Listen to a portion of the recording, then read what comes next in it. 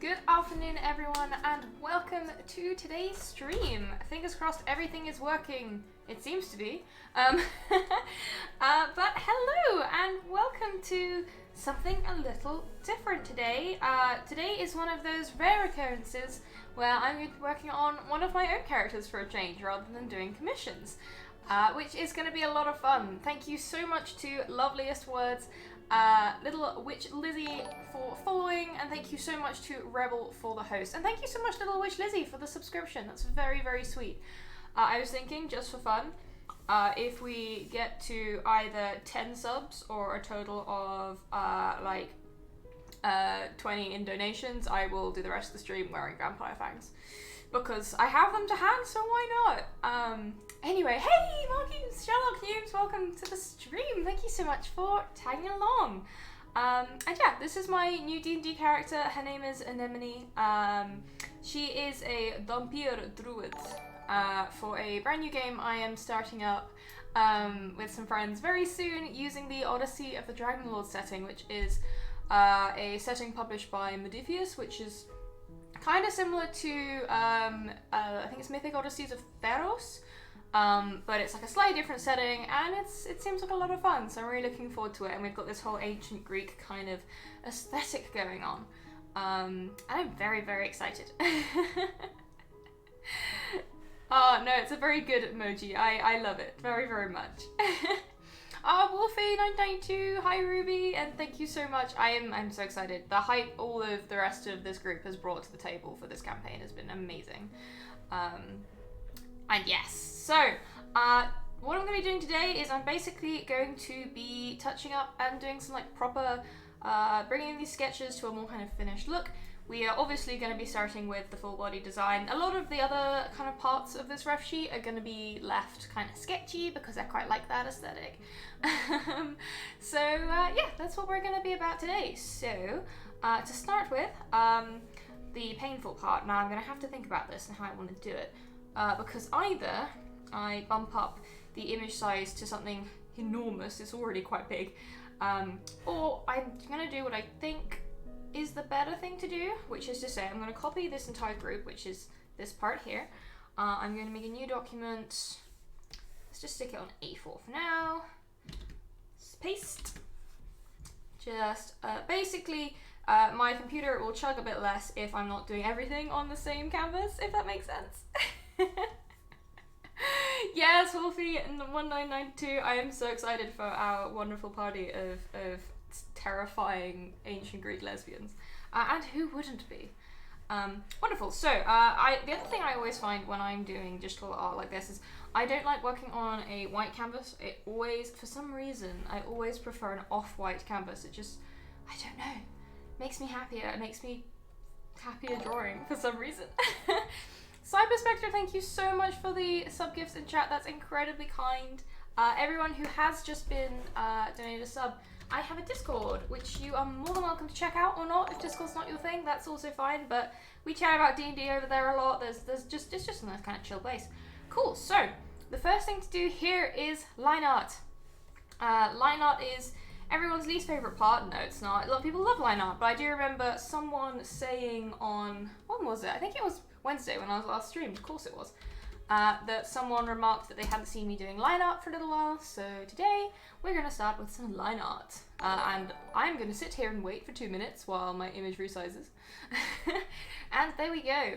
Right, so for line art, the very first thing to do is with your line art layer, first name it. So you're basically, don't be like me, do name your layers, keep things organized. And I'm going to set it to multiply, which basically means this layer will darken everything underneath it rather than being completely opaque. It'll be more like a shadow. Right, so the first thing I'm going to do, I'm going to grab my line art color, which is usually about 2/3 down into grey. And we're going to get our line art brush. I'm going to do smooth line art for the scale, I think. Yeah.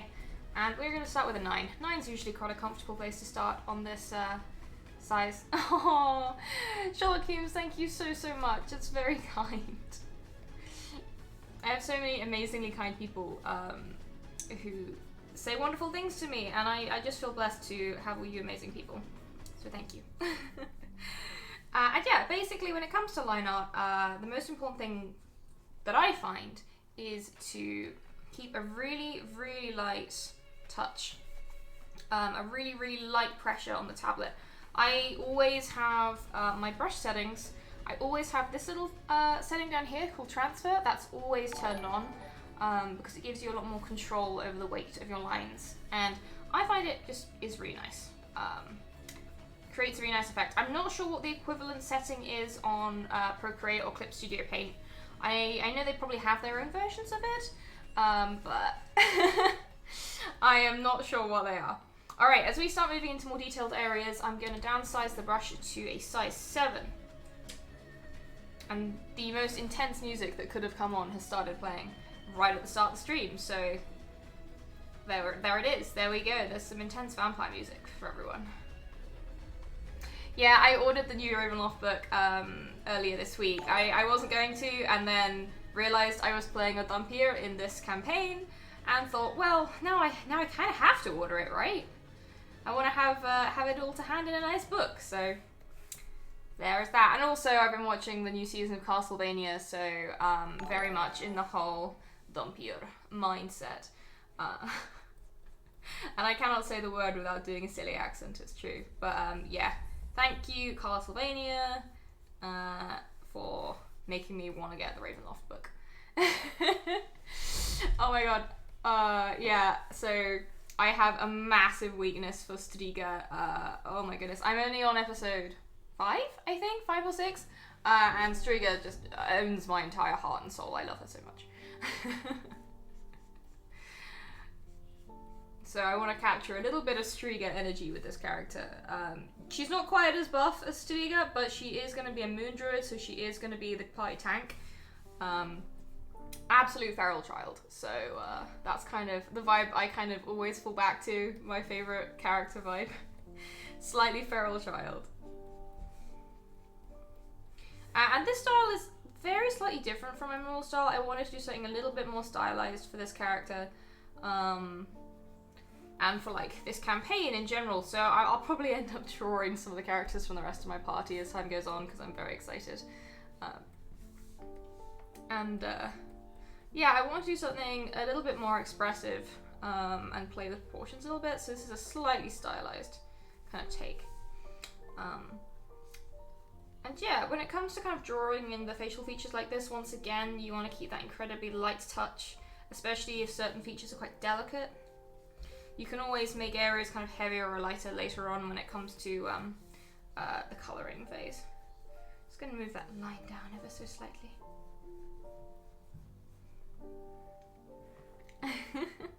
Oh, Homesick Fair, thank you so much. And thank you and welcome to the stream. And yes, big Castlevania fan here. Just such wonderful characters. And the animation is also gorgeous. Mind you, the other thing that I've been rewatching lately, because I try not to binge stuff like Castlevania. Most of the time I fail miserably, but at the moment I've been doing like 1 episode per night, so I don't kind of run out. But something else I've been rewatching recently is Demon Slayer, which I really love, because hopefully gonna go see the Demon Slayer movie, the Mugen Train movie, in like a little while, and I figured I'd kind of rewatch the series of everything that happened. So this character also has some big Nezuko influence to her, because Nezuko is also wonderful.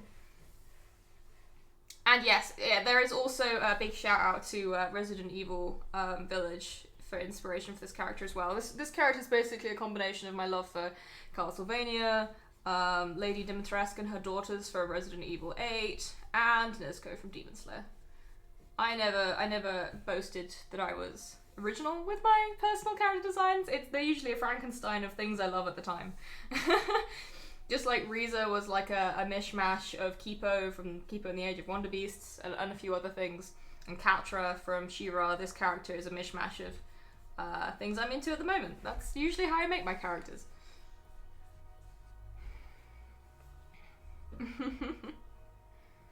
Yeah, Castlevania is all on Netflix. The first season's a little bit slower. They're kind of setting the scene and doing some exposition and stuff. But season 2, they really hit their stride. So yeah, I'm kind of trying this slightly more stylized look, especially with the eyes where the corners don't quite meet. But I'm quite enjoying it, just trying something a bit different, you know.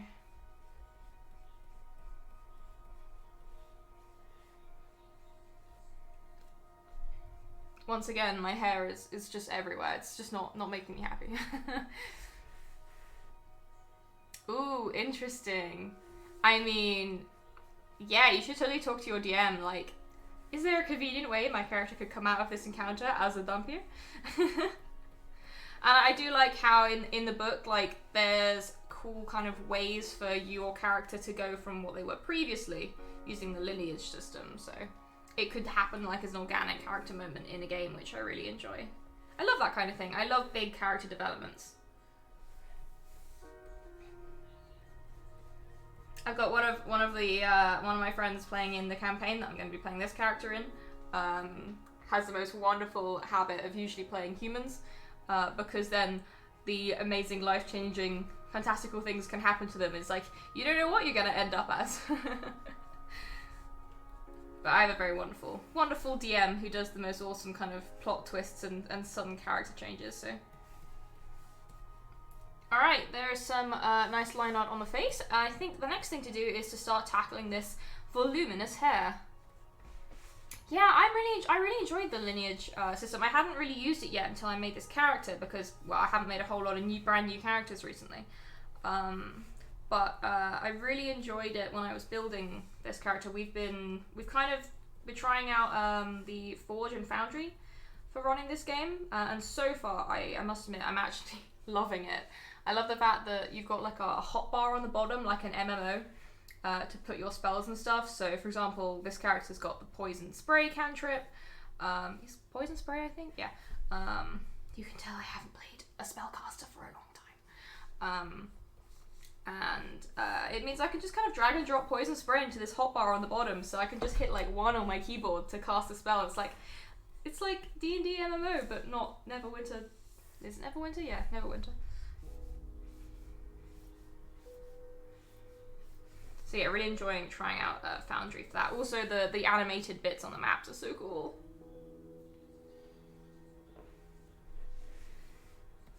Oh, I always did that anyway. I don't think I ever min-maxed my characters in that way, because I'm all about style over substance when it comes to D&D.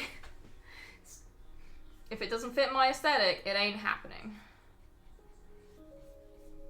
Also, the other exciting thing is we haven't played our first session with these characters yet, but our DM just posted in our little group chat this morning, if your character was to kind of like associate with a mythological beast, what would it be? After a heavy kind of a heavy insinuation that we might end up with beastie companions, which is adorable. Because for this gal, It's probably going to end up being a Cerberus because she has big kind of big puppy energy. Her favorite wild shape's definitely going to be like a direwolf, but fluffed as like a church grim, like black dog situation. There we go. Kind of see there's the hair coming out of the crown. Big three-headed pupper, absolutely. Oh, thanks so much for stopping by, Mark. And we absolutely should, now that stuff has opened out, we'll definitely discuss hanging out soon. I hope you have a wonderful rest of your Friday and a great weekend, because it's the weekend now. Which is in some ways great, and in other ways genuinely terrifying, because I do not know where this week has gone. It was last weekend, like yesterday, as far as I'm concerned.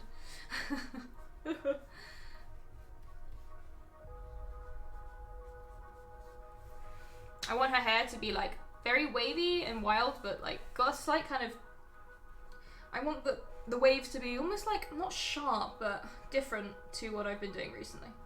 I just had like lots of ideas, and I'm testing a lot of things out with this character. Yeah, Direwolf Pack Tactics is gonna be great, even though we don't actually have many frontline fighters. Actually, having said that, now I think about it, we do. We've got, obviously I'm playing Moon Druid, we're gonna have a monk, we are going to have 2 clerics. Got a bit of a critical role situation going on there with, I think one's going to be a trickster cleric and one's going to be a Twilight Cleric. Although that might change, not everyone's kind of settled on characters yet. And then we're also going to have a ranger, I think. Am I missing anyone? God, my brain, when I'm trying to draw, talk and stream and everything, it just goes so blank.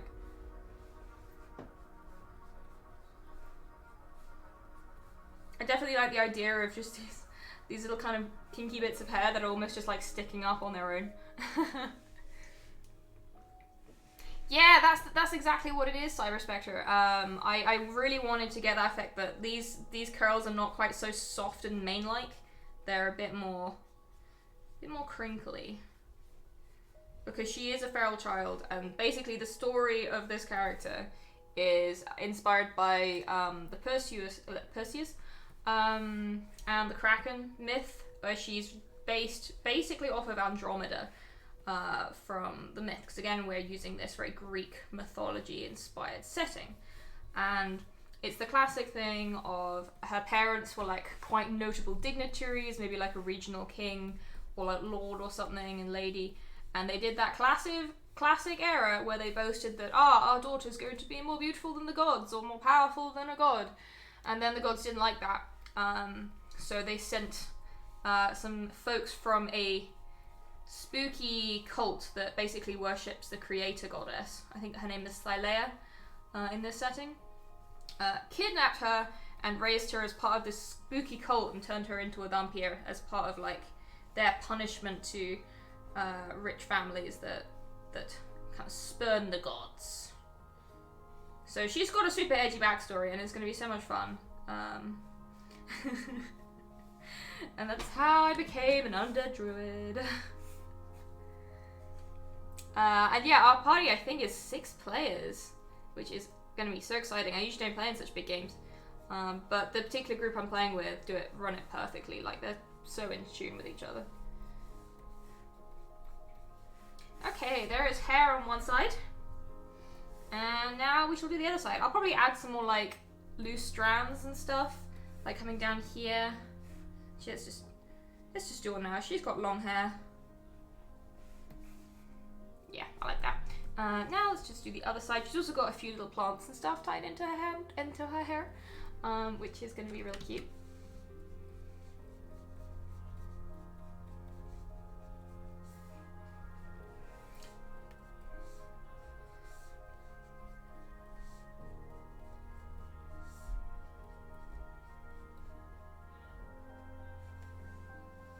Let's kind of maybe even have a little strand up there. Yeah. Crazy hair. Yes, I'd say she does know she was stolen away, and it's like, this cult are not a group of nice people. I think they're pretty nasty. Obviously they're all vampires, so you know, what do you expect? And I think the situation is going to be that, you know, it's the situation of, yes, we stole you away, but your parents were idiots and they didn't like stop us They were like cowardly and let us take you, so you should hate them too, and all humans. Gonna have some Princess Mononoke vibes in there too. Like, I hate all the humans, but I don't really, because I've met some really cute women. Because that's probably how it would go. So yeah, it's gonna be fun.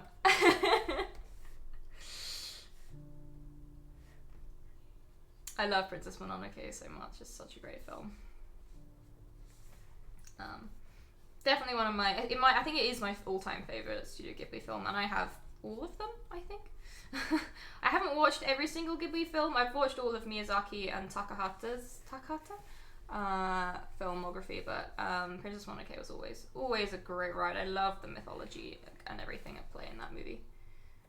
Alright, I think what I'm going to start doing is I'm going to start marking in her shoulders and the top of her dress, purely because it'll help with doing the hair. We won't be going over stuff we've already kind of lined.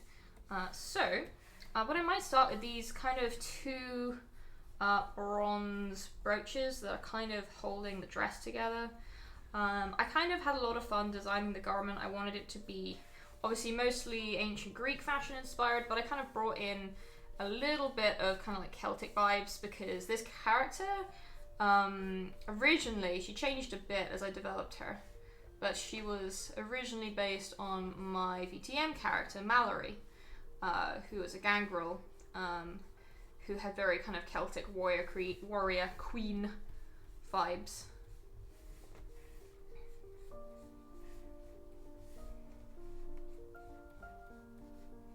Yeah, I'm just going to mark out the basic kind of edges of these medallions. I haven't quite decided how I want to decorate them yet, or what I want to put on them. I'll probably do a bit of research. I probably might make it like a little Cerberus nod, because she has a lot of big dog energy. Yeah, I'm just going to... I want them to be about the same size though in shape, so I'm just going to stick a bit of Liquify magic on this one. There we go. I love the Liquify tool. It just makes life so easy. Well, easier. It's not to say that it makes all of art easy, but it sure helps. Nashka was like, Nashka was my favorite for quite a while. Such an epic feeling story, and again, just some fantastic vibes with Nashka. But I think at the end of the day, I think Mononoke still wins my heart. Oh, that's so cool. I love the idea of, I really love kind of homebrewing stuff like weapons and stuff, and just to like refluff them doesn't change any of the mechanics or anything.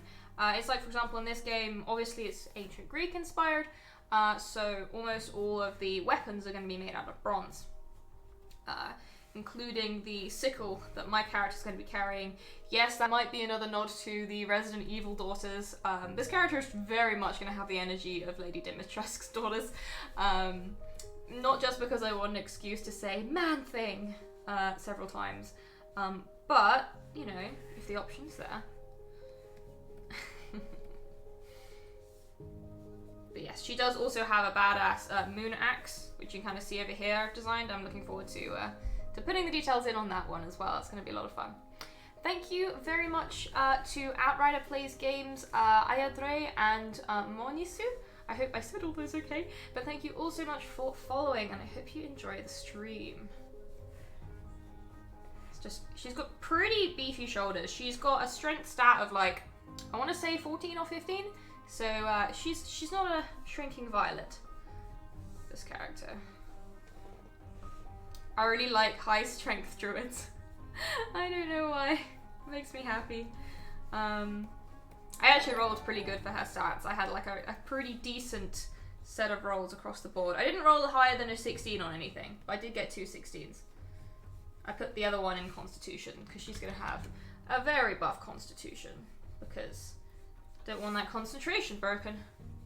I mean, I know that she's a moon druid, so she'll probably spend most of the early game as like a direwolf, but still.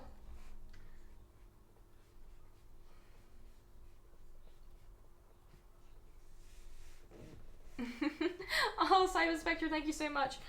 She knows, and because of that, she won't devour you, unless that's something you're into, I'll just pretend I didn't say any of those things. Oh dear. Casually realizing I'm completely changing the direction of this braid as I'm drawing it, but never mind.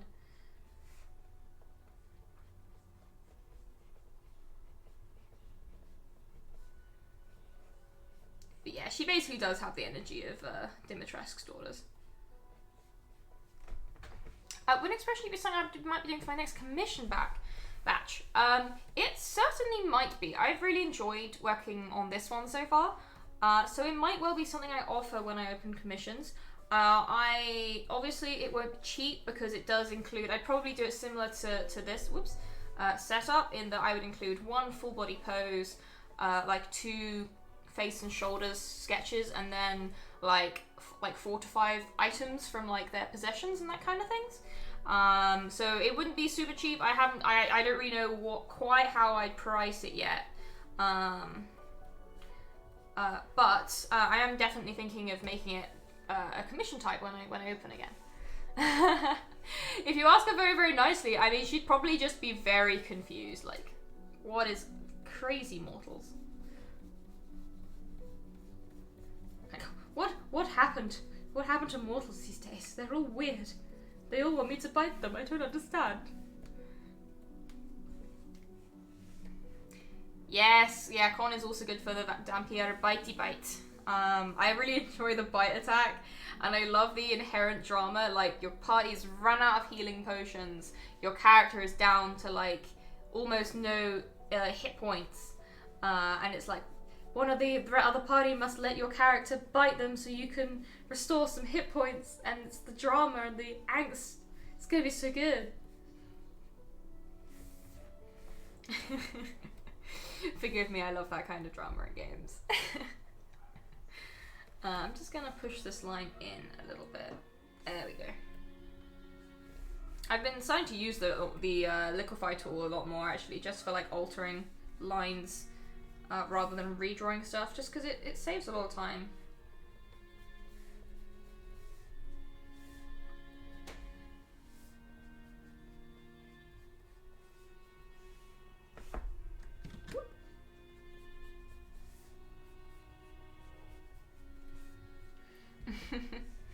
Liquify, what it does is, let me show you. If I open it up again, the fun thing about Liquify is you basically have a brush, and with that brush you can pull and tug your line art around. So for example, you can go whoop, woo, and whilst obviously it's quite a smeary type thing, what I find it's more useful for is for just subtly changing shapes and directions of lines. So for example, I can just very gently incline the eye up, and it's great for making small changes and subtle changes that mean you don't have to redraw everything, so it's really, really useful.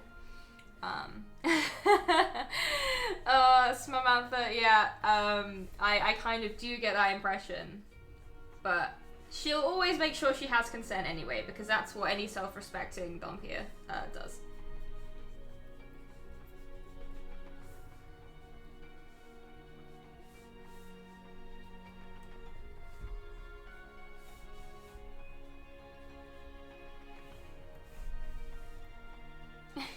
Yeah, it's a really, really good tool, incredibly useful. I do recommend it very highly.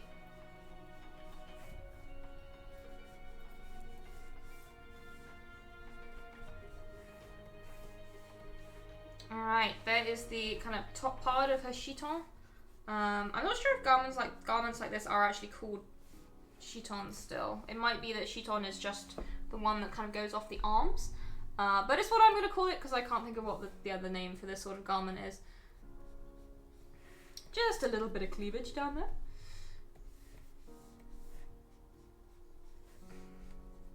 And then just going to suggest some collarbones. God, ever since watching Shadow and Bone, whenever I draw collarbones, or even just kind of like think about collarbones, I'm just like, woo, owie. If you've watched Shadow and Bone, you'll know what I mean. Just some indulgent little bite marks on her neck.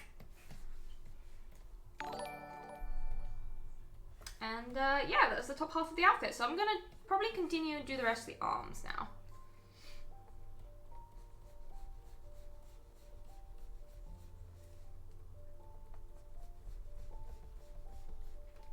Thank you so much to Kelthulu89 and Living Sapsap for the follows. Yeah, I really enjoyed Smoke and Bone. I keep calling it Smoke and Bone because I get confused with... So, I know there's a book series. I haven't read either book series, just for reference. I know there's a book series called Daughter of Smoke and Bone. And I really confused that with Shadow and Bone. I'm like, are they the same series, like different books in the same series?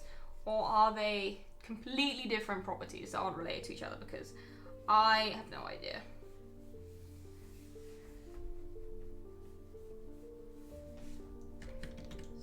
Gently follow this up to the wrist. Oh, they're very different. Okay. Good to know, because it had been really confusing in me.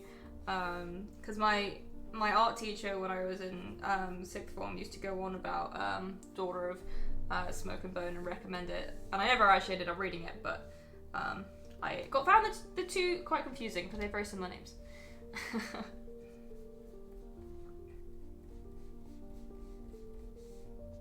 And what self-respecting Dhampir doesn't have claws? Had to have claws. Claws were an absolute requirement when I built this character.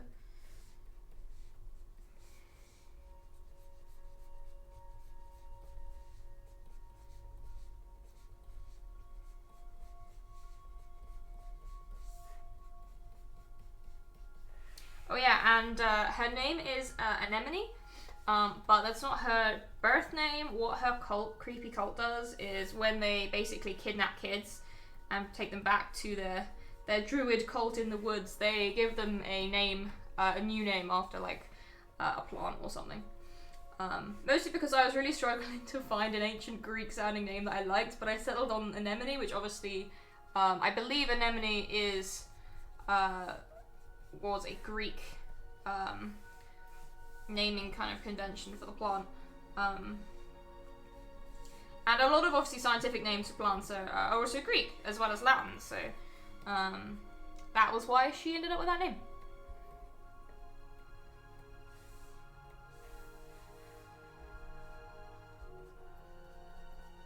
Interesting. Yeah, like I find like the naming conventions of like scientific names of stuff is one of my favorite ways to get character names for my characters. Like a lot of my characters are named after the scientific terms for plants or animals. It's kind of like one of my go-to things when I'm naming a character. Oh. Hey, thank you so much to Blobfish for the follow. I hope you enjoyed the stream. Peplus is the clothing style. Wonderful. Yeah, that would make sense.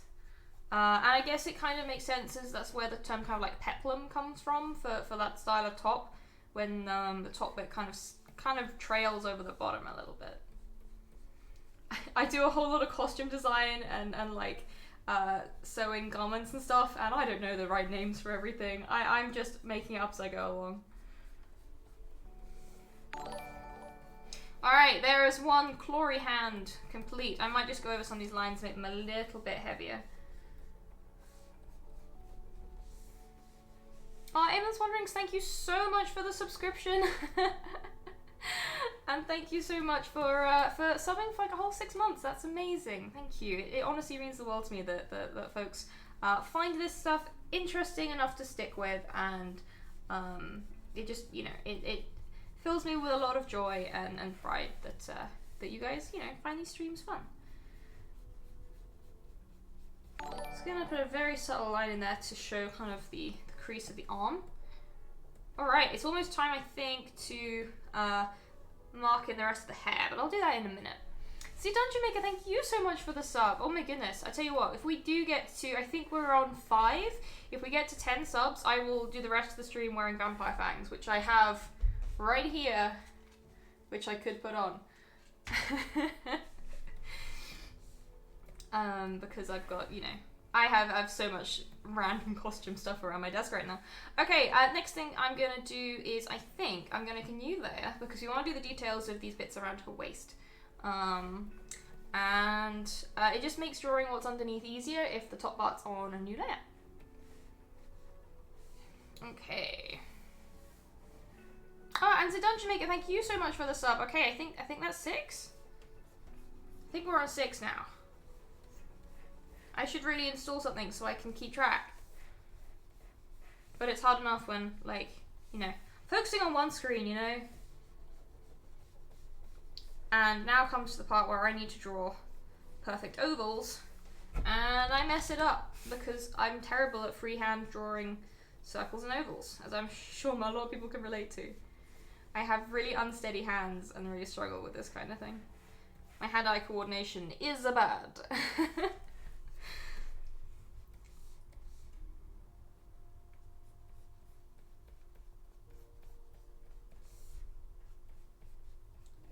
Gonna do like a rather simple like bronze kind of connector thing going on. There's something I really like about bronze medallion belts. I wish I had one because they just go with every ancient costume. Okay. I might be super cheeky and copy and paste some of these. Yeah, I can't do smooth lines very well at all, which is why I've really kind of lent into this line art style where a lot of my lines, as you can see, are built up of loads of little tiny fluffy kind of hairy lines rather than being one nice smooth line, because I can't do a smooth circle to save my life. Oh, Subperspective, that's so cool. I really wish I like could find one at a good price. Even on Etsy they're super expensive and like can't really tell the quality. Okay, I'm gonna try and do, just to show you, I'm gonna try and do a circle nice and smoothly in one go. Whoop. Yeah, see, now that was awful. Nope, that's an egg. Nope. Too thin. Lopsided. See, it just doesn't work. So I must continue the long and slow route. Oh, damn, that's cool. I really love finding good stuff like that at charity shops. Especially like for costume, and you find something that's just perfect and it's like, yes. Thank you so much to Coach K Plays for the follow. I hope you enjoyed the stream. Oh, @Ryder Plays Games, thank you so much for hanging out, and I am very, very happy that you enjoyed the stream. If I'm not here when you get back, I will be streaming again on Wednesday of next week, as Wednesday is my stream day, apart from Friday, which is my other stream day. Now I'm just babbling.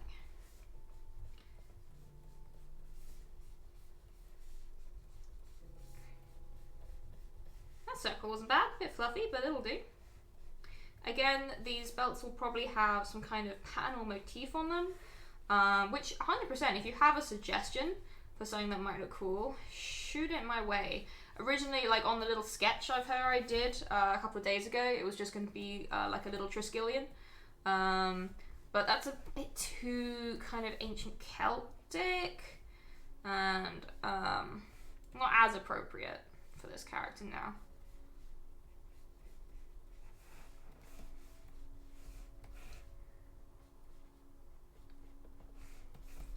Okay, so that is the belt of circular plates. Next, we need to do the kind of like the rope belt coming across. Again, making a new layer for that, just because I like to do my different accessories in their own layers. Oh, hey Bunny, thank you so much for joining. I'm sorry you usually miss them. Yeah, I know that time zones are weird. And I more or less live on EST time zone myself. I go to bed, I basically work until like, usually at minimum like 2 in the morning. Just because obviously a lot of the folks that I'm doing work with are based in America. And I don't know, it just kind of makes life easier if I can communicate with them easy. Also, when a lot of your active friends are based in America, it's like super lonely if you go to bed when everyone's hanging out and doing fun stuff and playing games. It's like, I want to play games too with you cool people. Alright, now I'm just gonna go back in and just go over the outline of the rope belt so it looks a little bit more like twisted rope than just a stripy rope. Yeah, me too. I was wondering. Some days, I've had a few late ones this week. I think I did 4 a.m. once earlier this week. I've definitely done 3 a.m. I usually have at least 3 to 4 a.m. finishes in a week. But hopefully, I'm hoping to kind of minimize that a little bit and have slightly more healthy bedtimes soon. It's part of the reason I am going to be raising my commission prices just a little bit, so I can have a slightly more healthy work-life balance.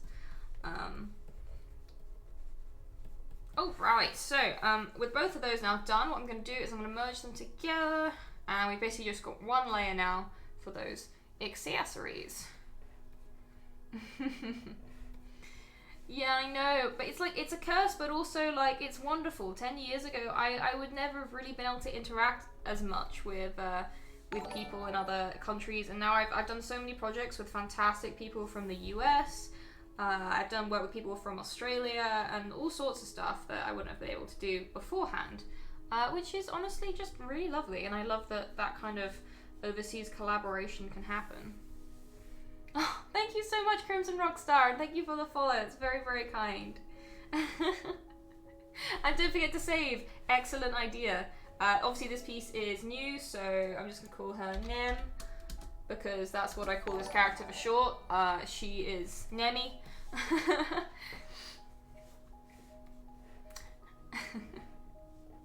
Yeah, thank you so much. And yeah, it is, I get that a lot. And I totally understand when people want to, like, change up their ideas and change their mind and stuff, because I do it all the time.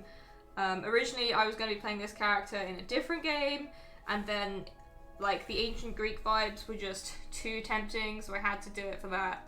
I'm going to move that over a bit. That's a little lopsided for me. So yeah, I'm super indecisive when it comes to characters. Korean to me, yeah, more Odyssey work indeed. And yeah, so the game on Wednesday, rather than playing like a full session, it was like a session 0 for this campaign. So we were rolling up our characters, talking about backgrounds, and generally just having a great time getting hyped for the game. So the cool thing that the Odyssey of the Dragon Lord system has, well, system, it's not really system, it's more of a setting book, is it has this really cool thing called Heroic Odyssey, which is a bit like a background in 5e, but like an additional thing, where it's kind of like your destiny as a character. So my character picked the Cursed One background, which isn't as edgy as it sounds, because there are also backgrounds for the Doomed One, or the Haunted One, not to be confused with the Haunted One background from Curse of Strahd. And basically, it means obviously it helps kind of shape the path of your character, in that obviously your characters had a curse on it, so they are trying to break their curse, except in my character's case, she's totally cool being a Dhampir, and I kind of wanted to switch up the typical Greek mythology vibe of like, kind of like Medusa being cursed, and it being a terrible thing, but playing this as like, nah, this curse is cool. I'm super cool and powerful now, and people don't bother me. So rather than looking to try and break her curse, she's looking to try and perfect her curse by finding artifacts that basically heighten the power of the Dhampir, which is going to be a lot of fun to explore, I think. Hey, loveliest words. Spooky background high five. Yes, high five from me too. I'm just so excited about these characters. I'll definitely be drawing some of my party members soon, because they're also wonderful and lovely people. Okay, so she's got this very simple kind of girdle belt on there, just because I wanted to echo the design from her kind of, they're not really gladiator sandals, but they have got this lacing, which I wanted echoed somewhere else in the design, so I've popped that on the belt there. Yeah, so I think it's time to work on the skirt. This is going to be a lot of drapery, so prepare myself mentally for that. I'm actually going to be using a slightly larger brush. I find sometimes that makes life a bit easier. Yes, Dhampir has been included in the new Van Richten's book. Mine hasn't arrived yet. I'm still I'm waiting anxiously for my copy of the book to arrive, but I'm very excited for when it does. I wasn't originally going to order it, but then I realized I was playing a Dhampir and that had been added to the book. In fact, someone pointed it out on my Wednesday stream, and I was like, well, now I just have to order it.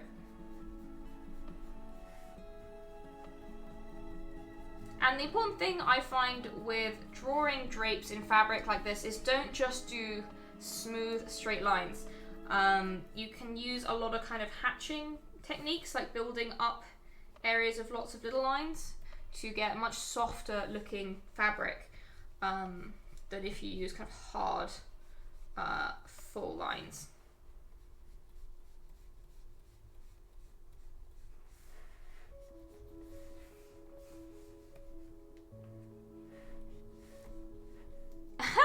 Interesting. I'm learning all about ancient Greek costuming tonight.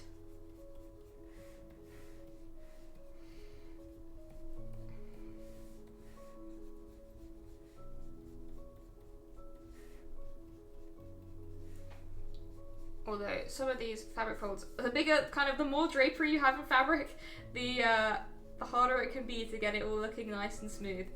So Greek costumes are about the roughest it gets in terms of complexity from fabric creases.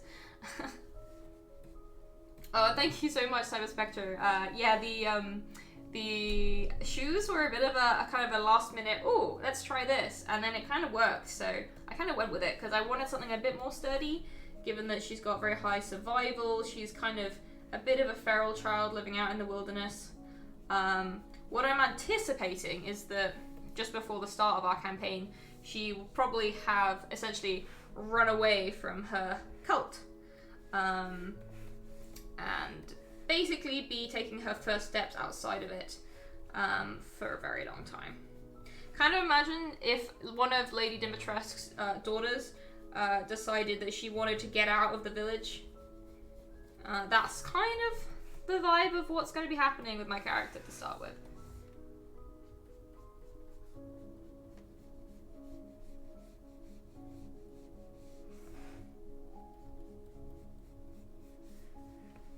Alright, and we've got very long, as this kind of fabric tucks underneath here, we're going to have quite a long fold there.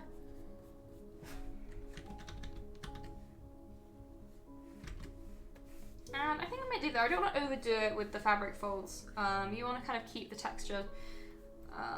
Yeah, you don't want to. That's one of the easiest things to do is to do too much when it comes to fabric. Sometimes you just got to leave some blank areas.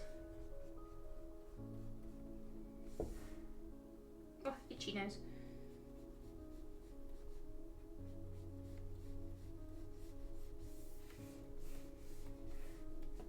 It's because this bit of hair like perfectly just curls under and tickles my nose. It's the worst. Ugh. And these headphones don't hold my hair back at all. Thank you so much, Homesick for... Is it Homesick for La or Homesick for Aya? I'm not sure, but thank you very much for the follow. Let's pop that back on. And let's do her arm and her sickle. I'm really excited to have a character with a sickle. I know they don't exactly do much damage, but they've just got such a good aesthetic. Oh, Homesick for LA makes so much more sense. Oh my goodness, you can tell I'm not American. And thank you very much, Dazenhaxd, I hope that's right, for the follow as well. I'm just gonna size this down to a 7 for the hands because obviously the fingers are quite a bit more, kind of not small, not dainty, but they are smaller than doing the kind of the big swathes of fabric. What class is Nem? Nem is a Druid Circle of the Moon. I was very tempted by the Circle of Sacrifice kind of custom subclass that comes with the Odyssey of the Dragon Lord's book. Yeah, it's a proper animated banana. That's exactly what my hair is. But yeah, I almost went with the Circle of Sacrifice because it's so cool. Like, you just make enemies burst into flame when they die and it casts the Bless spell on your party. That's so metal. And also it has very big Nezuko vibes of the Blood Arts Exploding Blood vibe. But I really wanted her to be an incredibly feral child and Circle of Moon lets me turn into a big old doggo. So that's why I've gone with Circle of the Moon in the end. I'm probably going to say it that like the Circle of Druids that she was basically kidnapped and raised by were all Circle of Sacrifice, and she's just that angry and volatile that she ended up as a moon druid, and they were like, what is this child? Why is she so angry? Thank you so much for the sub-gifts, Unicorn Dude 6171. That's very, very kind. I believe that puts us up to 8. If we get 2 more, I will wear my vampire fangs for the rest of the duration of the stream. And I kind of want the sickle. The handle is kind of made out of bone or antler. It's got that kind of ridged texture to it. And then obviously the blade is going to be bronze. She does have fangs. Hang on. There we go. There's a little headshot with fangs as part of the larger reference sheet. She is a little Dhampir after all, so...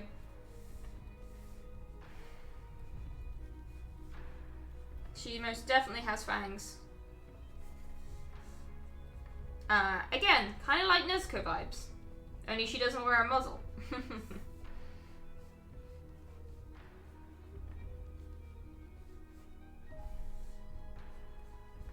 Also, she keeps her sickle nice and clean, unlike Lady Dimitrescu's daughters. She's not a dirty girl. Yes, I think your gift subs did go through. At least they came through on my screen. Alright, now for a nice, smooth, circular shape. My actual nemesis. But then I guess it is bronze, which isn't necessary, and it's always going to be like a hand-worked item. So it's not going to have the most perfect smooth lines, IRL.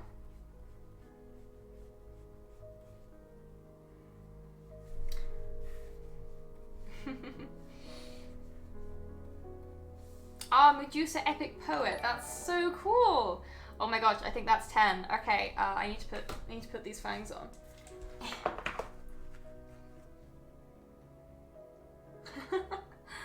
Oh, these are so fun. There we go. I am now wearing vampire fangs. Ah. These are really comfortable, actually. They are from Scarecrow, which have like this range of fangs on Amazon, and they've got all different kind of shapes. These are like the little ones, and they're really comfortable and easy to fit. They've got, and like they're not like sticky. You kind of set like the like it's like got this adhesive that hardens the first time you wear them, and then every time you put them in after that, they just kind of slot right in and fit snugly on your teeth. They're really cute. Yeah, these are the little ones. I think they call them Love Bite Fangs. And the good thing about them is they're quite small, so they don't they don't mess with your speech, which I found larger fangs can do. Yeah, I'm pretty sure they also do them in the US as well. Just gently, once again, I'm trying to get a nice smooth curve on this line.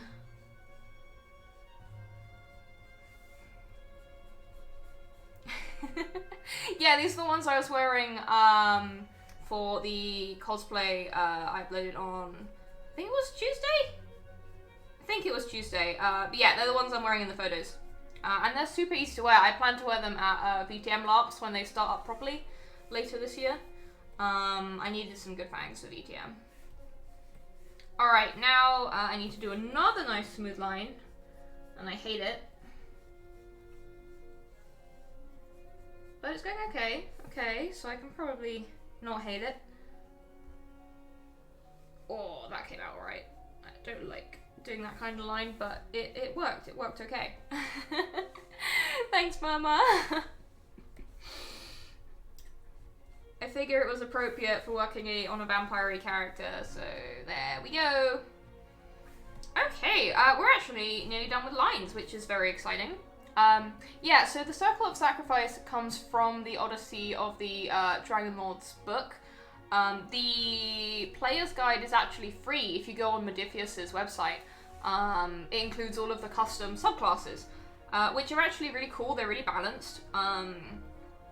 And I just adore the Druid one so much. Just gonna continue doing the dress now, coming down here. Oh, I can feel my stomach starting to ache. I'm so hungry. I'd honestly never heard of Odyssey of the Dragon Lords as a setting before our DM kind of suggested it as the setting for our new game. And after we built characters in it, I kind of not... I'd say fell in love with it is a bit strong, but it is super cool. And I'm usually quite skeptical of kind of mythoses and world building that's directly inspired by stuff like ancient Greece, because it is done quite a lot, and a lot of ancient Greek myths are also inherently very misogynistic. But that's the nice thing about kind of workshopping this kind of thing with friends, is you can make it exactly what you want. For example, we changed a lot of the gods to being canonically non-binary because there was like very little kind of non-binary or non-kind of cis rep going on. And even ancient Greek mythology has hermaphroditic or non-binary divine entities. So. Okay, we're actually almost done. Let's go down and do her cool kind of sandally boot things. Verma, thank you so much. Yeah, it was a really fun costume to put together, and I'm very excited to wear it properly when LARP season begins.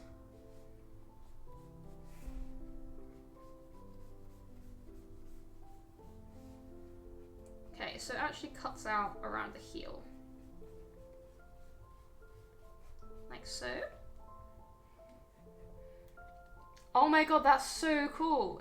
I don't actually have Mythic Odysseys of Theros. I really should get it, because it has a lot of cool classes in it too. So I need to keep an eye out for it on a good price and pick it up sometime.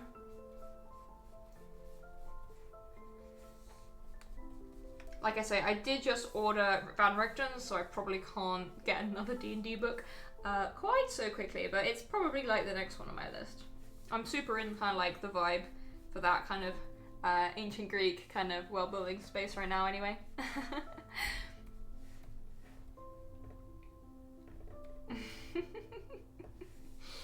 I know, like, Cyberspectre, that's literally what I'm thinking right now. Like, heck, that sounds so cool.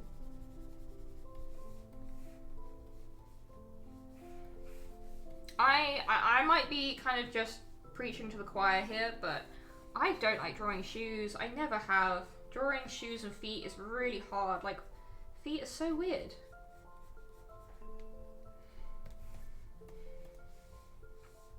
We've basically got these little eyelets down here where the laces will come from. I'm gonna put this down to a size 6. Feet are weird. Yeah, I know. Oh my god, loveliest words, they absolutely would have done. Like, all of my characters will always get along so well with all of your characters. It's like their destiny, and I adore it.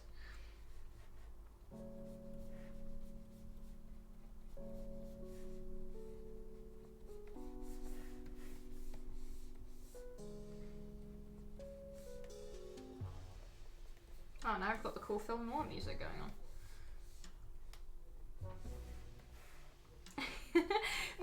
We always have the best synergy. For anyone in chat wondering, Loveliest Words is one of the other wonderful people in this campaign I'm going to be playing in, and their characters are just the downright loveliest. They played the paladin, who is Riza's crush in our other game, for the most wholesome moments ever.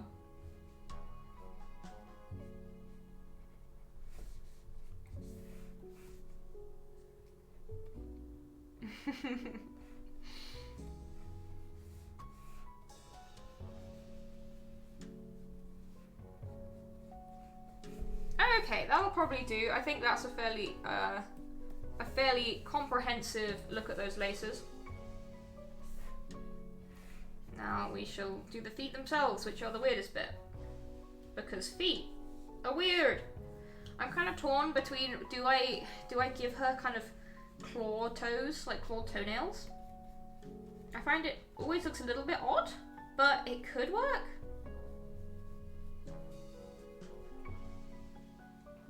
Do it. Okay, well, you know, worst case scenario, we just change it back.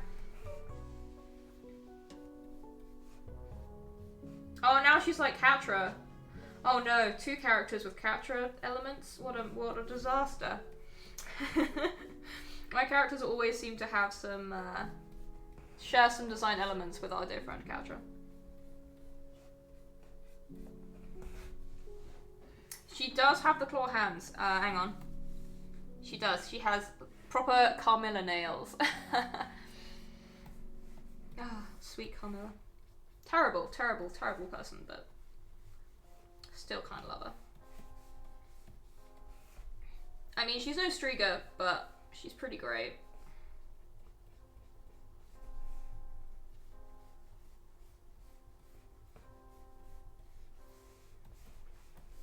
Okay, that's 1 foot, which is saying something, because feet are hard to draw.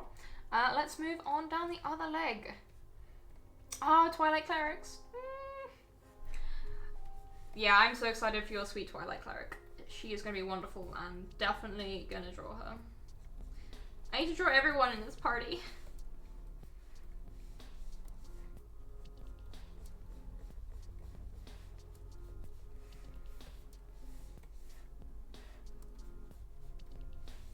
Okay, let's just do the other side. I like that these are pretty hard wearing style sandals. These aren't gonna fall apart in a hurry. Yeah, I actually played a twist on Twilight Cleric. We kind of, rather than giving your party members advantage, I played a version where you instead gave your enemy disadvantage on stuff like their initiative rolls. And it was more like, rather than being Twilight is in light, it was like Twilight is in the dark kind of part of Twilight, and like the light fading away, and it was a bit more edgy. But that was a ton of fun. I really enjoyed playing her. Even though it was only for like a couple of sessions. She still has a place in my heart. We all have characters like that. It is a really lovely party. And that's the other thing, it's really fun to be playing in a group where everyone's quite arty in their own way, which is wonderful.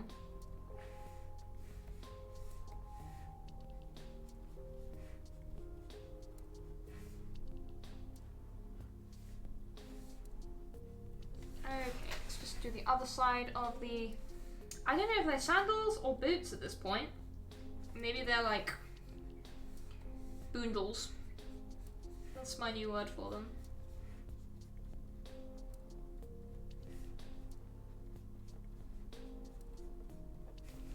Boondles of joy.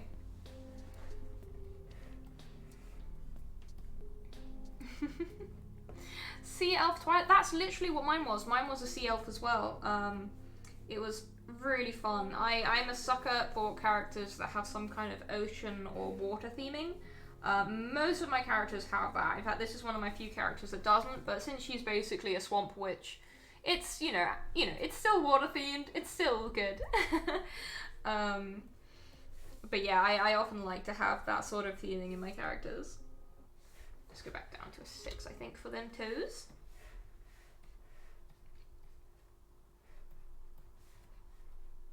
And then we have the Trickster Cleric as well. Ah! So cool. Okay, claw nails because you asked for them, and I kind of wanted to try them.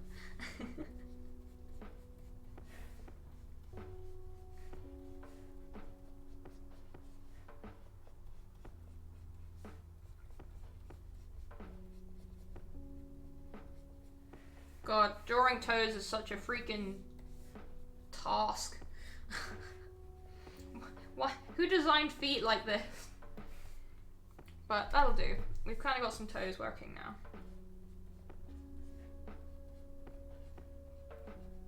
Just some little claws, little toe claws. Again, kind of like Nezuko's. Nezuko-chan. I'm so excited for the film, oh my god.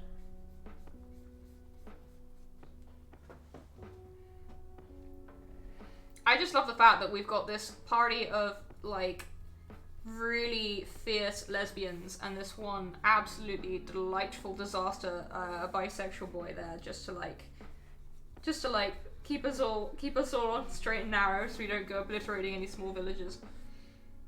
Okay, that's the main shape of the boot done. Now I can work in the laces.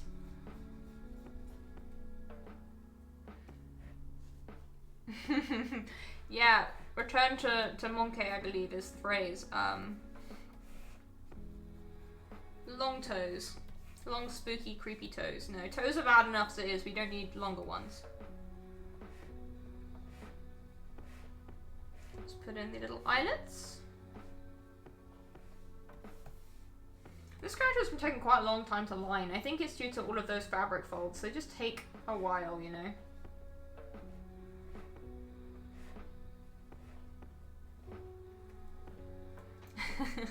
We don't need toes. Let's all just evolve toeless feet like the witches in the Roald Dahl book.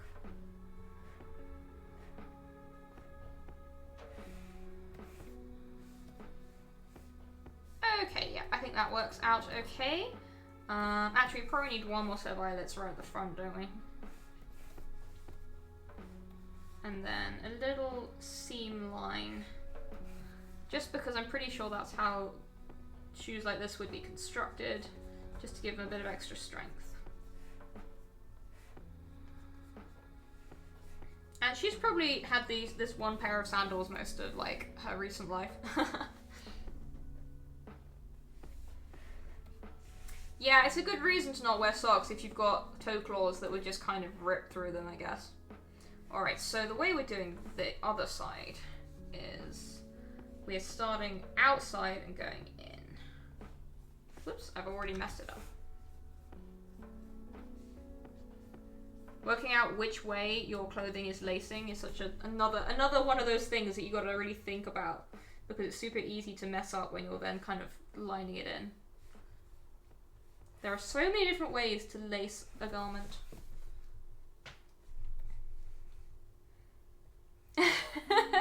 I know, Samantha, I actually didn't, but I also now want them. I love gladiator sandals. I have a pair I got from a charity shop a couple of years ago, but they're kind of falling apart. And I really want a new pair of like long ones. They're just so nice to wear in summer because like they stay on your feet, they look absolutely bitchin', and I want some.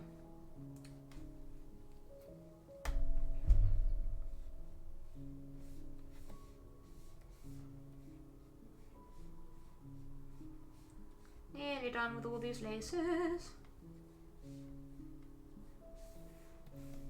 Oh, left one out there. Nearly missed a lace. Can't have that.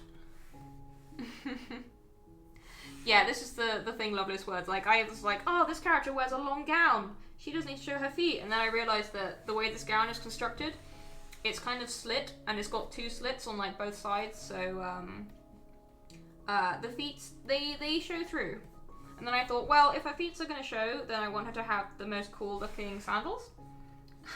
So that was basically my thought process behind this.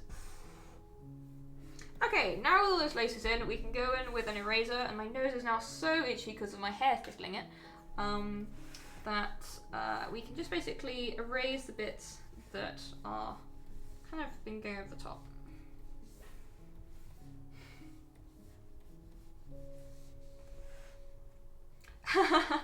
That's so true. Essex was a gift. No feet, not even leg with that boy.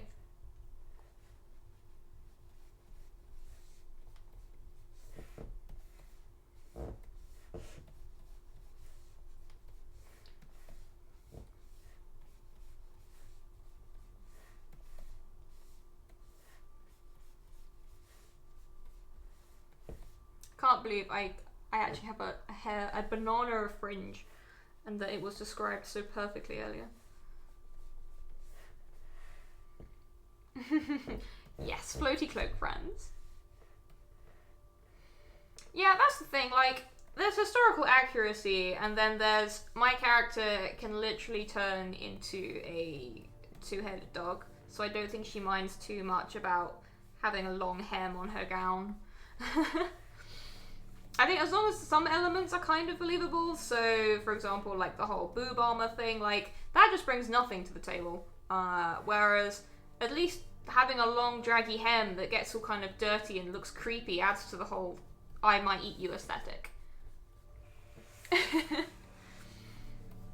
Okay, that is all the laces cleaned up and tidied. So the last thing I'm going to do, go back up to, not a 9, I think a 7 will do.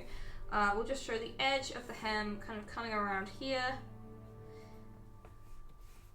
I like to think she has like several of these robes, because I imagine they do get ripped up quite a lot from like undergrowth.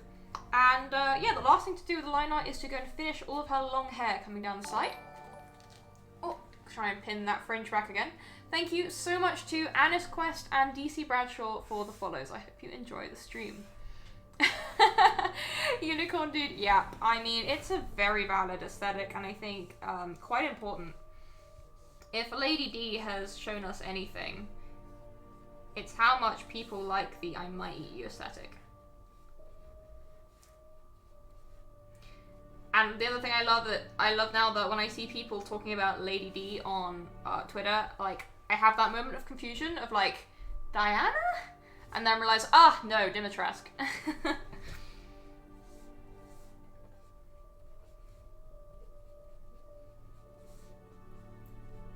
But yes, now for this absolute mane of hair, because I am unable to design characters that do not have the big hair.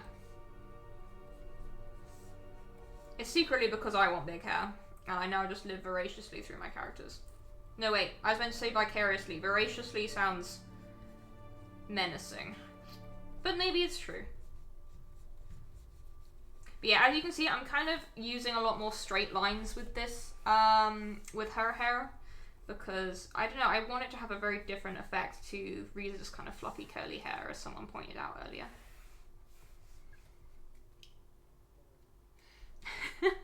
I would love the Daily Mail to post about how like outrageous it is that the Lady D acronym has been taken over by all these people horny for this big vampire lady, because the discourse would be hilarious.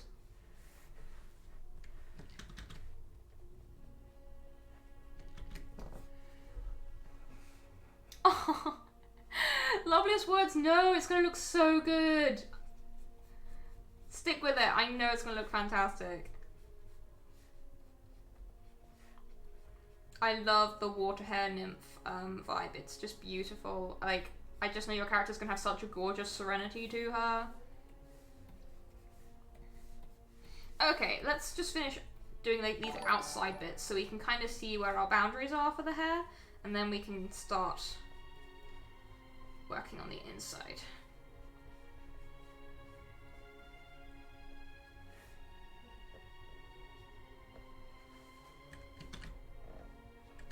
Thank you so much to Too Much D&D for the follow as well. Wow, we're doing all the follows today, and thank you all so much. It's, you know, it's really exciting. I had a lot of people kind of stop by today, which is awesome. I can't wait to see all the art that this game is going to produce.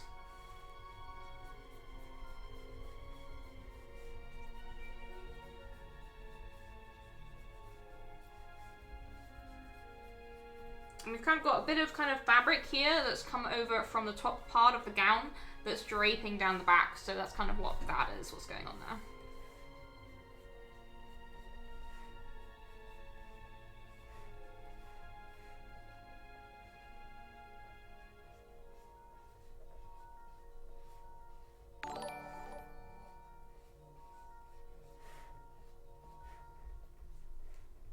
I haven't actually drawn a character with like water style hair for a long time.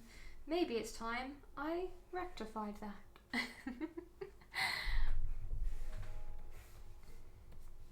Alright, we're nearly done with the hair. Thank goodness, because there's so much of it.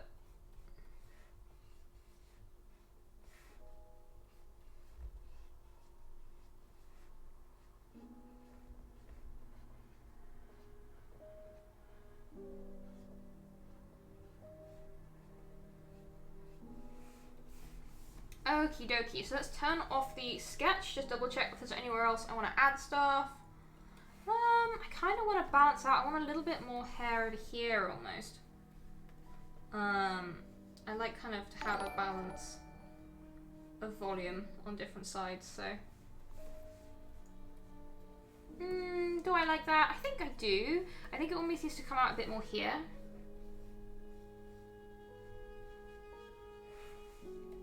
Just trim that back on the arm there, where we've just kind of gone over our arm a little bit.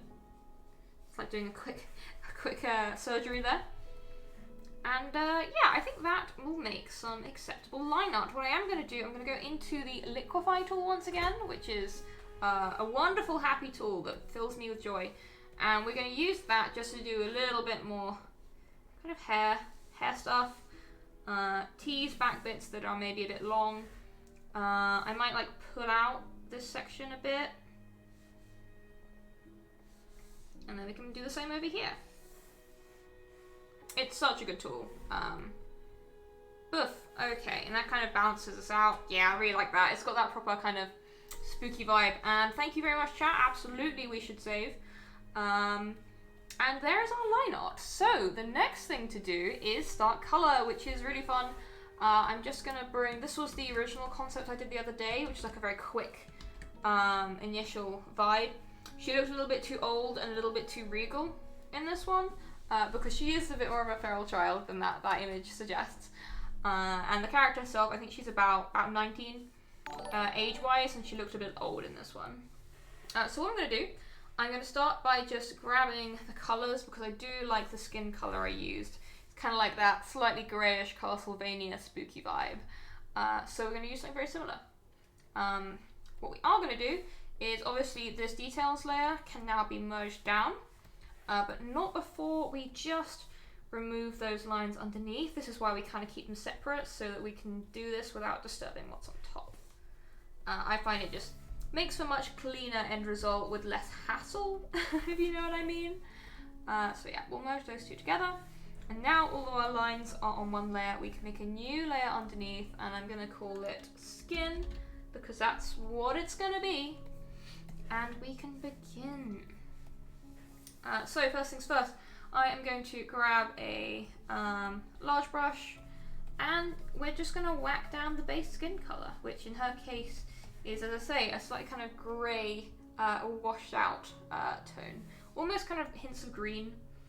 If you actually look at the color etymology, it is like a very washed out gold, which I find really interesting. Often when you're looking at colors that people have used for art or character designs, you might point at it and say, oh yeah, that looks like it's, you know, just a really washed out skin tone. And then when you actually kind of sample it, you'll realize it was actually like green or gold. And sometimes colors can really surprise you like that. So it's worth kind of testing a lot of things before you end up with the color you like.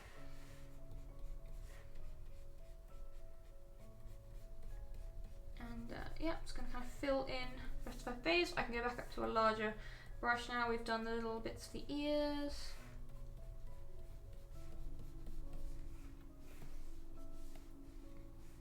Of course I had to put the two little bite marks in. Because, I mean, who would resist that?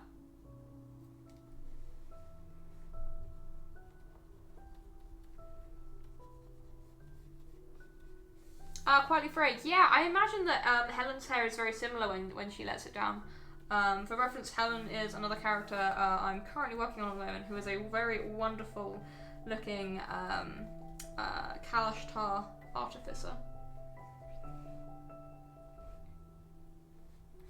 Yeah, again, that's the thing. Often when you start with a colour, the actual shading process will make it look almost completely different by the time you're done. And that's especially the case when it comes to more kind of fantasy skin tones, like the reds and the blues.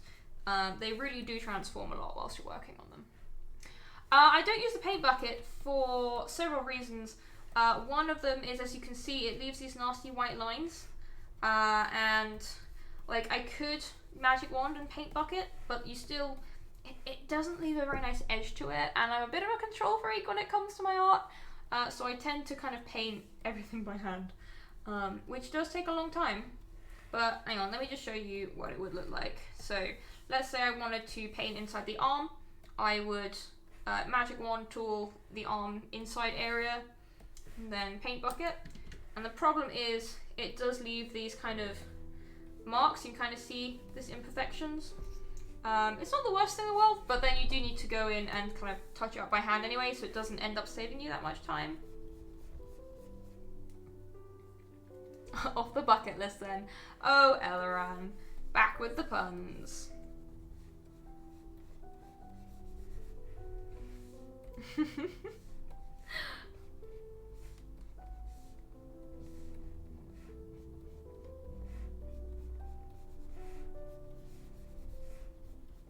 I can always tell when Eleran's in stream because all I need to do is look up and there'll be a dreadful pun at the bottom of the chat. I'll be like, oh, that's Eleran.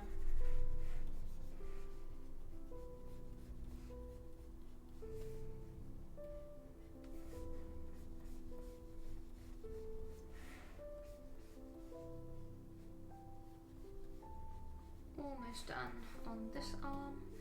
Then we can just move over to the other one.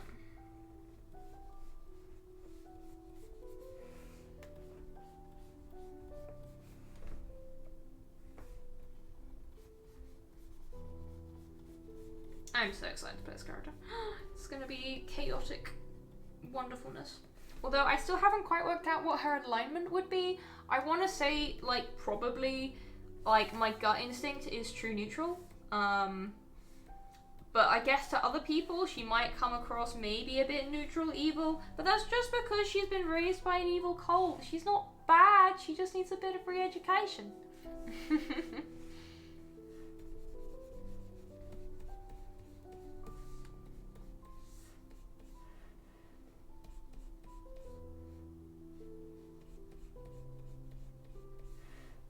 She's not bad, she's just drawn that way. Exactly. And the power of friendship is going to save her and turn everything around. That is precisely what's going to happen.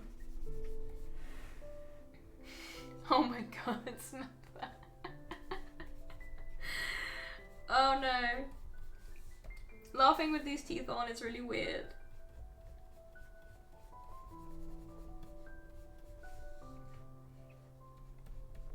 But no, she's not bad. She's just very angry, and needs some friends. And has severe daddy issues, because what D&D character doesn't?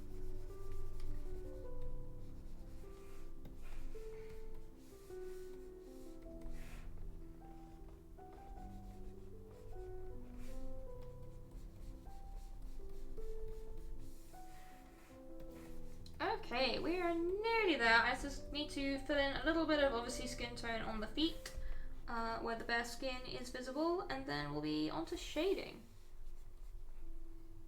What subclass is she? She is going to be a Moon Druid, although I did very almost go with Circle of Sacrifice because it's so cool and super metal. I decided in the end, though, that Moon was more suitable for the character. If there's one thing I can say about her alignment, it's that she's definitely not straight.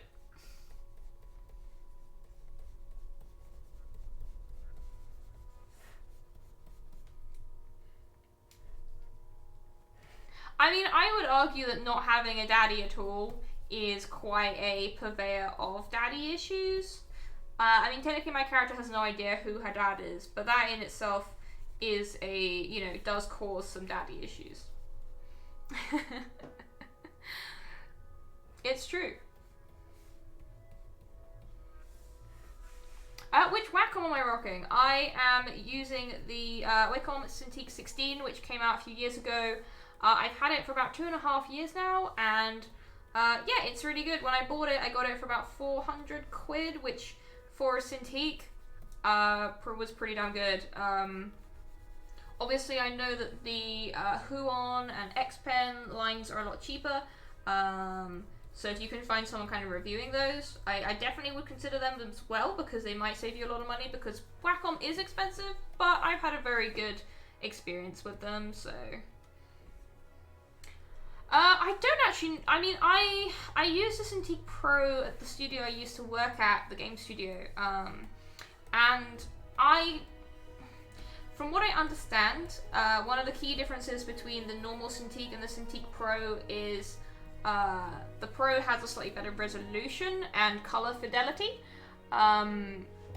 The whack-a-mole, oh my god.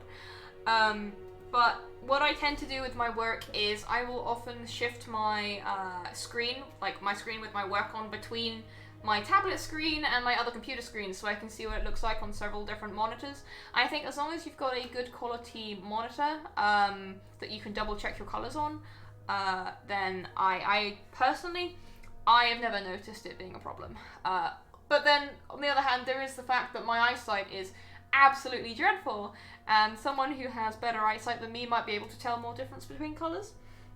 Having said that, I don't know if my colour vision's bad, it's just my vision. But yeah, colour fidelity was one of the main differences at the time when I was shopping around that people brought up as the difference between the Pro and the non-Pro. I mean, a higher resolution probably would be pretty cool. But what I've got seems perfectly fine for me.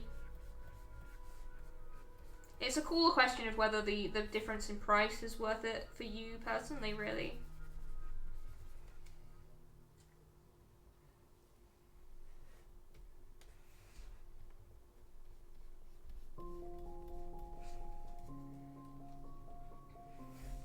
Yeah, I think, you know, again, it really depends on what you're after. Like, if your work demands a very, very small margin of error when it comes to what colours are required, then maybe. But for what I do, a tiny bit of wiggle room in terms of, colour is alright. And besides, again, if you can check something on another screen, you can make alterations where they're needed, really. Oh my goodness, you're doing so well today, Elaran. These puns are fire.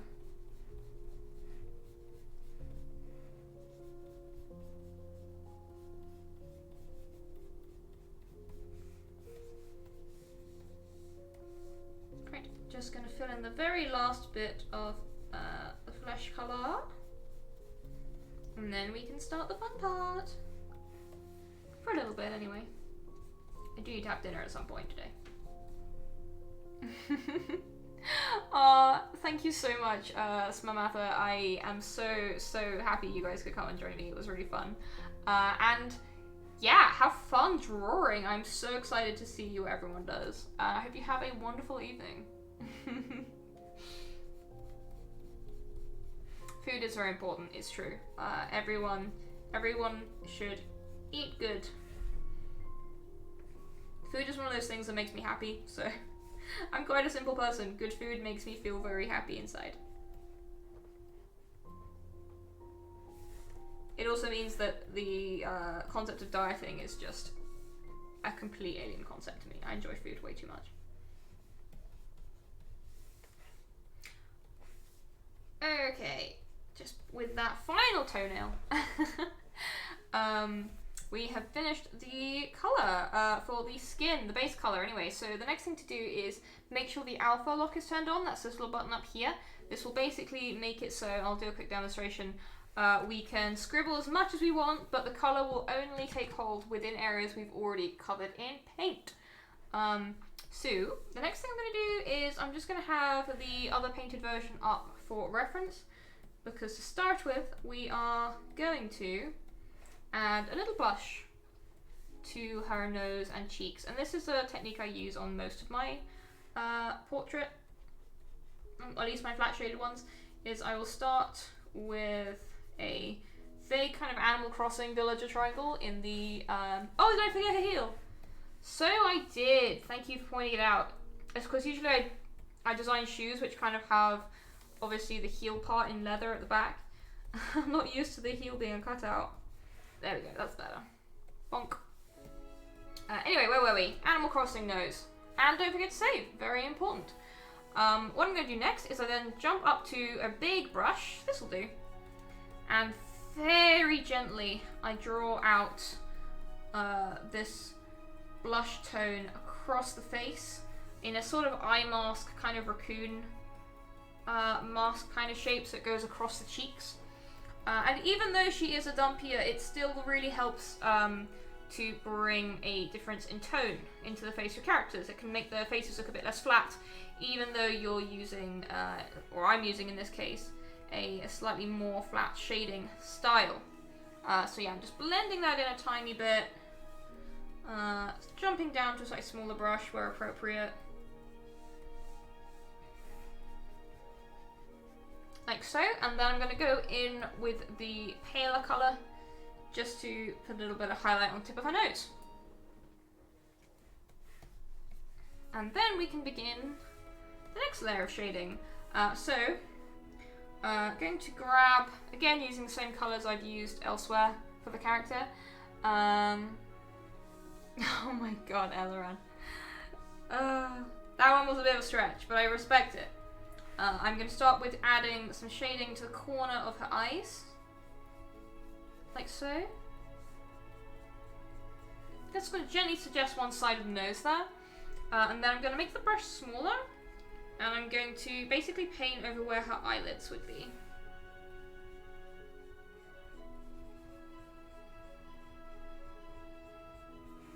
And under her nose, just a little triangle of shadow on the base of the nose. And finally, under her lip.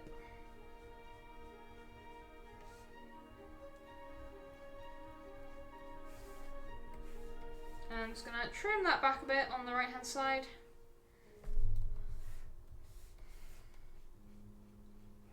And there we go. I'm just going to focus on the face for now because I'm aware of the time, but I want to get a bit more done of the face. Okie dokie. So the next thing to do is to increase that shadow, get it a little darker. So I'm going to pop back over here, grab a darker version from this one, and apply that to this one's face. And I'm using a smaller brush from this because it's going to appear in slightly more concentrated areas.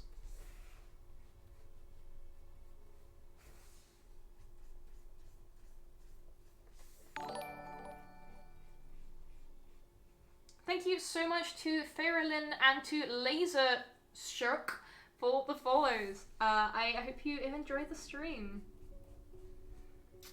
And then we're just gonna go down to a much smaller brush just so I can be quite precise about the shadows under the nose.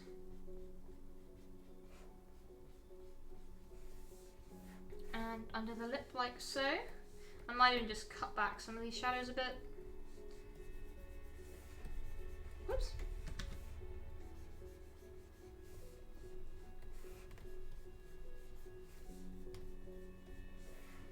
There we go.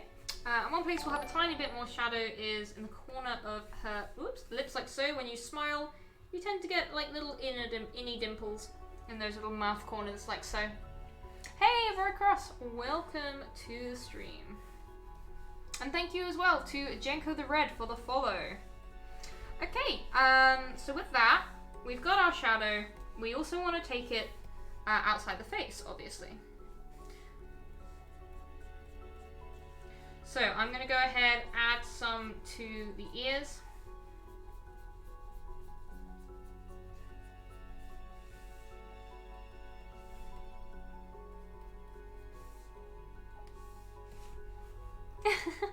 Oh, too much D&D, thank you so much. That's kind of really what I want to do here. I want to create a nice, relaxing stream atmosphere. Oh my goodness, thank you so much, Ichiri Mists, for the raid. Welcome, raiders. Welcome as we paint a very sweet, totally not feral, Dhampir D&D character here. I'm just going to add the shadows here for under the chin, cast by kind of where the chin meets the neck.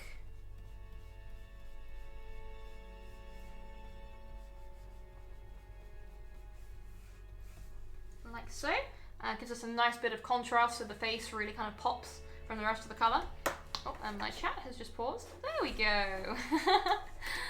Fantastic. And like I say, I'm not going to shade the rest of the skin because I really want to concentrate on the face just for the rest of this stream. We're going to go for a little bit longer.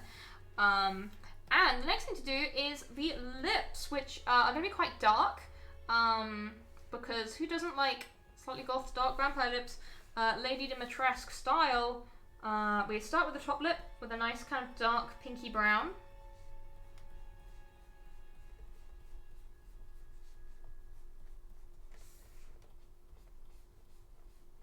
so. I kind of like the sideways smile as well. I find that quite cute. May one ask how one applies for a commission? Yes, of course. At the moment, my commissions are closed because I have a lot of contract projects going on at the moment. Part of the reason I'm streaming my own OC today is because I can't stream a lot of the other stuff I'm working on because of NDAs. However, I'm planning to open up commissions in the upcoming weeks. And when I open commissions, I tend to make a post on my Twitter and on my Patreon. What happens is usually I open commissions for patrons about a week earlier because I have a thing where Patreon supporters essentially have like a guaranteed slot, and then for everyone else it's first come first serve. And hang on just one second, I'll check up a Twitter link.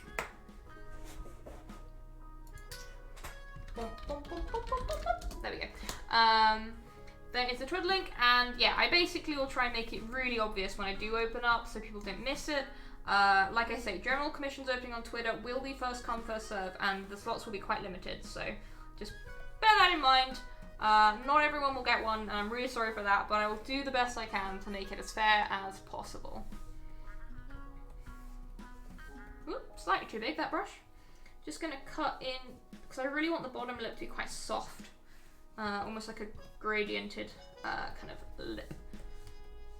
And then we're going to take the darker tone of the top lip and use that as shading for the bottom lip. And thank you so much to Kelpie152, Andy Chorimis, and Baskerhound13 for the follows. You're all legends. Thank you so much.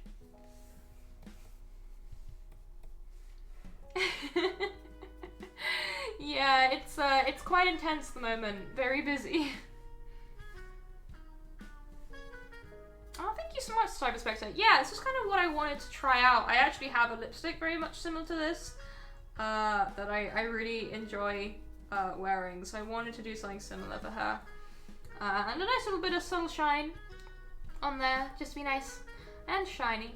And the next thing I think to do is her eyes, and this might be one of the last things we do for today, but we will still do it. So, with eyes in this particular style, I start off with a very pale, washed out green, and use that as the base for the sclera.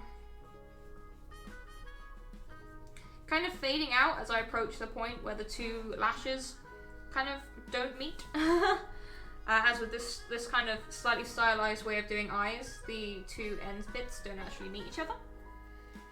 The next, I go up to kind of like a very subtle pink.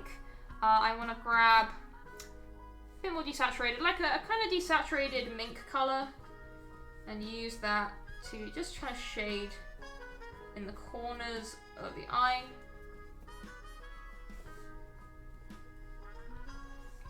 And what I am going to do, I'm going to bring back this very desaturated color from the lower lip and use it for those innie bits in the corner of the eyes, which the name escapes me of what they're actually called. And then we have her eyes. Now, I haven't kind of fully decided what I want to do with her eyes yet. My first idea was I have a lot of characters with very pale eyes, so the pupils really stand out.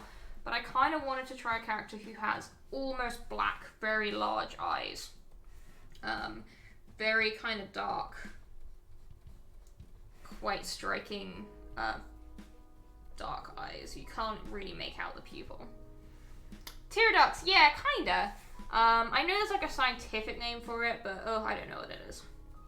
And then I'm just going to use this dark color underneath the kind of eyelashes just to help them stand up a little bit. So yeah, I quite like the idea of the eyes being really dark, kind of like an animal's eyes where the dark color is very prevalent. And then I grab an almost black, I'm going to make a new layer which is on top of the line art, which I often do at this stage for putting details in eyes. And what I'm going to do is I am going to give this a pupil, but it's going to be huge. She has big, big eyes. All the better to see you with. And then, even though she has very dark eyes, it's still important to add a little bit of kind of shine and reflection on them. So I'm just going to add a little bit of grey, a bit lighter than that. Just a little lower side kind of shine down here.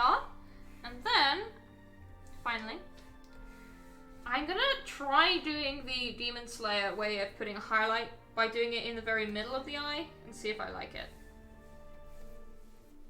And you know, I think I do like it for this particular style. I think it's cute. So I'm gonna stick with that.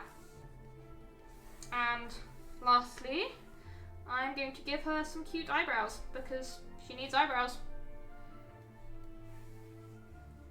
Ah, there we go. Nasolacrimal duct. Thank you very much for the science lesson. If I did, it wasn't intentional. I do that a lot. I've just realised, did the voice actor for Carmilla do her lines with vampire fangs in? Because I feel like a lot of the inflections in her tone are very similar to what I'm feeling right now when I wear these fangs. That would make a lot of sense. Okay, there's some cute little eyebrows.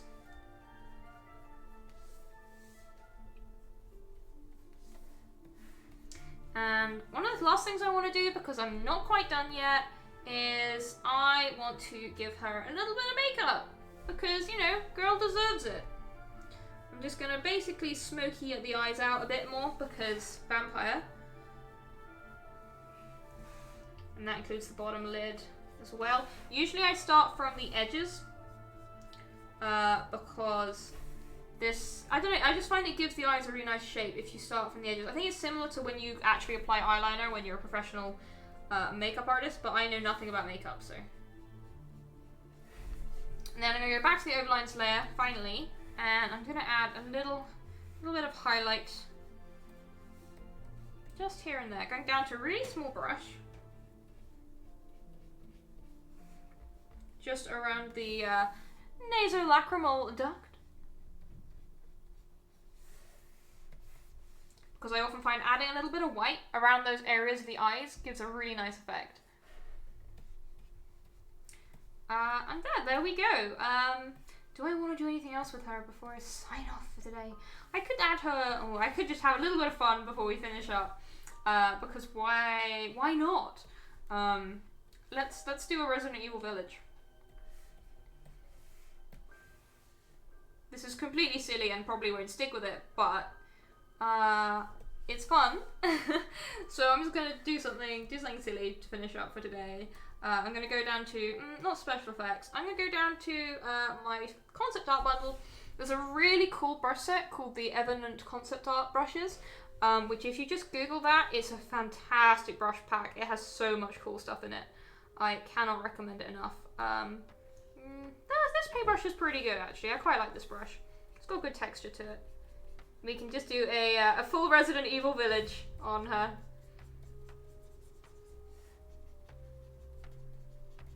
Because why wouldn't you?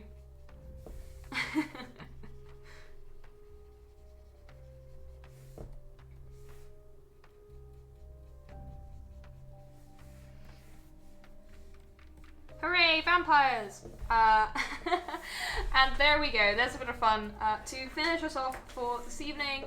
There you go. It's kind of like with and without funny blood effects.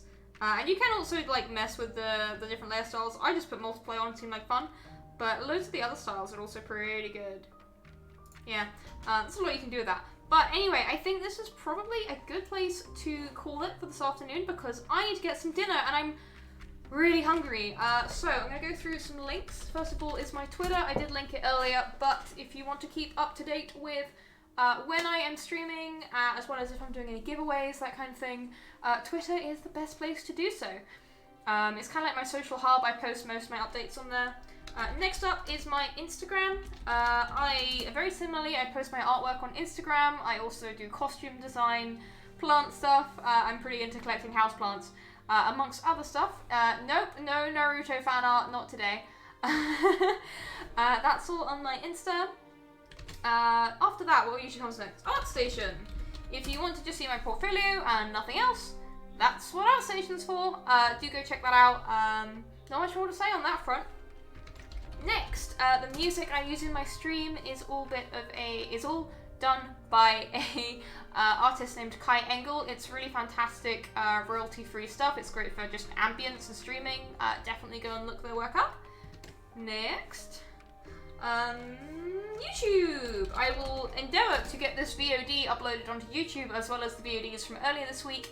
I think I finished downloading my last two, so those should be going up today. If not, they should be up over the weekend. So keep an eye on that on my YouTube. Finally, Patreon. If you want to throw a little bit of extra support my way, a wonderful way to do that is to subscribe on Patreon. There are a few bonuses you can get for that. There's like works in progress and sketches, Patreon exclusive artwork that I upload, as well as stuff like I mentioned earlier, such as commission priority, to make sure you can guarantee a commission when I do open again. But yes, I think that is everything. So thank you all so very, very much for joining me today. I had a lot of fun painting this character. I can't wait to show you all the finished product, which I will probably upload in the next couple of days. And yeah, I will see you next week on Wednesday at 5 PM. That's my usual streaming slot. And until then, have a wonderful weekend, stay safe, look after yourselves, and I'll be back very soon. Bye for now.